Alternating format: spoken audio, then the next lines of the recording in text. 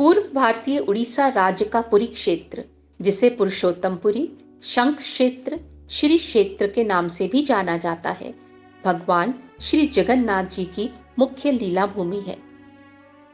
उत्कल प्रदेश के प्रधान देवता श्री जगन्नाथ जी ही माने जाते हैं। यहाँ के वैष्णव धर्म की मान्यता है कि राधा और श्री कृष्ण की युगल मूर्ति के प्रतीक स्वयं श्री जगन्नाथ जी हैं। श्री जगन्नाथ जी पूर्ण परात्पर भगवान हैं और श्री कृष्ण उनकी कला का एक रूप। ऐसी मान्यता श्री चैतन्य महाप्रभु के शिष्य पंच सखाओं की है। सांख्य दर्शन के अनुसार शरीर के 24 तत्वों के ऊपर आत्मा होती है। ये तत्व हैं पंच महातत्व, 5 तंत्र माताएं, 10 इंद्रियां और ये मन के प्रतीक है। रथ का रूप श्रद्धा के रस से परिपूर्ण होता है। वह चलते समय शब्द करता है। उसमें धूप और अगरबत्ती की सुगंध होती है। इसे भक्तजनों का पवित्र स्पर्श प्राप्त होता है। रथ का निर्माण बुद्धि, चित्त और अहंकार से होता है। ऐसे रथ रूपी शरीर में आत्मा रूपी भगवान जगन्नाथ विराजमान होते हैं। इस प्रकार रथ यात्रा शरीर और आत्मा के मेल की ओर संकेत करता है और आत्मदृष्टि बनाए रखने की प्रेरणा भी देता है। रथ यात्रा के समय रथ का संचालन आत्मा युक्त शरीर करती है, जो जीवन यात्रा का प्रतीक है। यद्यपि शरीर में आत्मा होती है, तो भी वह स्वयं संचालित नहीं होती, बल्कि उसे माया संचालित करती है। इसी प्रकार भगवान जगन्नाथ के विराजमान होने पर भी रथ स्वयं नहीं चलता, बल्कि उसे खींचने के लिए लोक शक्ति की आवश्यकता होती है। संपूर्ण भारत में वर्ष भर होने वाले प्रमुख पर्वों होली, दीपावली, दशहरा, रक्षाबंधन, ईद, क्रिसमस ही की तरह पुरी का रथ यात्रा का पर्व भी महत्वपूर्ण है। पुरी का प्रधान पर्व होते हुए भी यह रथ यात्रा पूरे भारतवर्ष में लगभग सभी नगरों में श्रद्धा और प्रेम के साथ मनाया जाता है।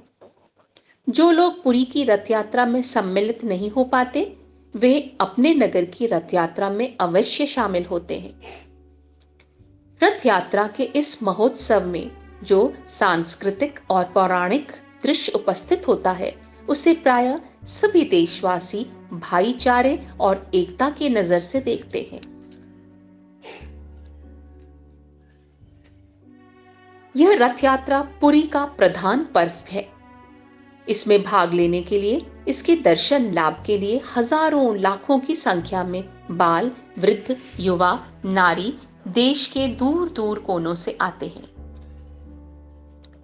कहते हैं कि राजा इंद्रद्युम्न, जो सब परिवार नीलांचन सागर उड़ीसा के पास रहते थे, को समुद्र में एक विशाल काय काष्ठ दिखा। राजा के उससे विष्णु मूर्ति का निर्माण कराने का निश्चय करते ही वृद्ध बढ़ई के रूप में विश्वकर्मा जी स्वयं प्रस्थित हो गए। उन्होंने मूर्ति बनाने के लिए एक शर्त रखी कि मैं जिस घर में मूर्ति बनाऊंगा, उसमें मूर्ति के पूर्ण रूप बन जाने तक कोई न आए। राजा ने इसे मान लिया। आज जिस जगह पर श्री जगन्नाथ जी का मंदिर है, उसी के पास एक घर के अंदर वे मूर्ति निर्माण में लग गए। राजा के परिवारजनों को यह ज्ञात न था कि वह वृद्ध बढ़ई कौन है। कई दिन तक घर का द्वार बंद रहने पर महारानी ने सोचा कि बिना खाए पिए वह बढ़ई कैसे काम करेगा। अब तक वो जीवित भी होगा या मर गया होगा। महारानी ने महाराज को अपनी सहज शंका से अवगत करवाया। महाराजा के द्वार खुलवाने पर वह वृद्ध बढ़ई कहीं नहीं मिला, लेकिन उसके द्वारा श्री जगन्नाथ, सुभद्रा तथा बलराम की काष्ठ मूर्तियां बनी हुई मिली। महाराजा और महारानी दुखी हो उठे, लेकिन उसी क्षण दोनों ने आकाशवाणी सुनी, व्यर्थ दुखी मत हो, हम इसी रूप में रहना चाहते हैं। मूर्तियों को द्रव्य आदि से पवित्र कर स्थापित करवा दो। आज भी वे अपूर्ण और अस्पष्ट मूर्तियां पुरुषोत्तमपुरी की रथ यात्रा और मंदिर में सुशोभित व प्रतिष्ठित है।